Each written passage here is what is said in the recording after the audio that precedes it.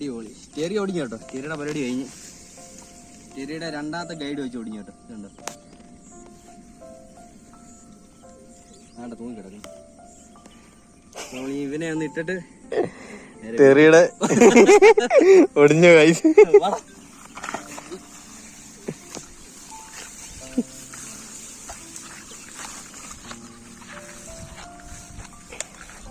അടിക്കാൻ വേണ്ടി ഞാൻ മേടിച്ചത്.